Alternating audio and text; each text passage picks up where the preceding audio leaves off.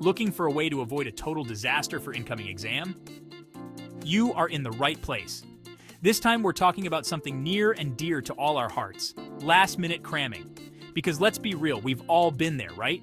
Staring at the textbook, wondering how we're going to learn 6 weeks worth of material in 6 hours. Well, fear not, my procrastinating friends, because I'm here to share some battle-tested study hacks that might just save your GPA. So, grab your highlighters, your 5-hour energy, and maybe a stress ball or two. We're about to dive into the wonderful world of last-minute study hacks for acing your exams. Okay, first things first, prioritization. Unless you've somehow invented a time turner, you're not going to be able to cram absolutely everything into your brain. Don't even try. Instead, focus on the big stuff. Identify the most important topics, the ones that are guaranteed to be on the exam, and make those your priority. Look for clues like bolded words, chapter summaries, and anything your teacher may have emphasized. Remember, this is about damage control, not achieving perfect enlightenment. We're aiming for a passing grade here, people, not a Nobel Prize. So take a deep breath, grab your syllabus, and let's prioritize. Choose your battles wisely, my friend. All right, let's talk about active recall. This is not some fancy new study drug, I promise. It's actually a super effective way to learn, even if you're short on time. See, the problem with just reading your notes over and over is that it creates the illusion of knowledge. You think you know something because you've seen it a million times. But when it comes to actually remembering it, poof, gone like your hopes and dreams after a night of bad decisions. Active recall, on the other hand, forces your brain to actually work for the information. It's like lifting weights for your memory.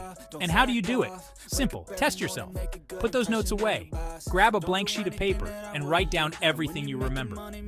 Then, and this is the important part, check your answers. See what you got right, what you got wrong, and what you completely forgot about. By actively trying to recall information, you're strengthening the neural pathways in your brain, making it more likely that you'll actually remember it come exam time. So ditch the passive reading and embrace the power of active recall. Your brain will thank you for it, and hopefully, your grades will too. All right, time for my favorite study, hack teaching someone else. Now, before you say anything, I know what you're thinking. John, I can barely understand this stuff myself, let alone explain it to someone else. But hear me out. When you have to explain something to another person, you're forced to organize the information in a clear and concise way. You have to actually understand it, not just sort of remember seeing it in your notes that one time. Plus, it's a great way to annoy your friends and family. Just kidding, sort of. But seriously, grab a roommate, a sibling, or even your pet goldfish and try to explain the concept of photosynthesis or the Pythagorean theorem. They might not understand a word you're saying, but you'll be surprised at how much you learn in the process. So go forth and spread the knowledge, my friends, even if your audience is less than enthusiastic. Okay, let's be real for a second. You can't study for 12 hours straight and expect your brain to function properly. Your brain, my friend, is not a machine. It needs breaks, just like the rest of your body. So step away from the textbooks every now and then and give yourself a chance to recharge.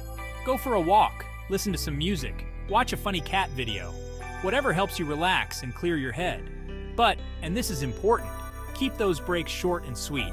We're talking 15 to 20 minutes max, not a 3-hour Netflix binge. Think of it like a pit stop in a race car. You need to refuel and change the tires, but you don't want to hang out in the pits all day. So take those short breaks, recharge your batteries, and then get back in the game. Let's talk about fuel, my friends. No, not the kind that powers your car, although you should probably check that too if you're planning on staying up all night. I'm talking about the kind that powers your brain. Food and water. I know. When you're stressed out and cramming for exams, the last thing you want to think about is eating a balanced meal. But trust me on this one. Your brain needs fuel to function, and junk food and sugary drinks are like putting diesel in a Ferrari. So ditch the chips and soda and opt for brain-boosting foods like fruits, vegetables, nuts, and whole grains. And drink plenty of water. Dehydration is a real thing, people, and it can lead to headaches, fatigue, and difficulty concentrating. Look, I'm not saying you have to become a health nut overnight, but at least try to give your brain the nutrients it needs to perform at its best. So fuel up, stay hydrated, and let's crush these exams. And there you have it, my fellow procrastinators. 5 last-minute study hacks that might just save your semester. Just remember, these are just hacks.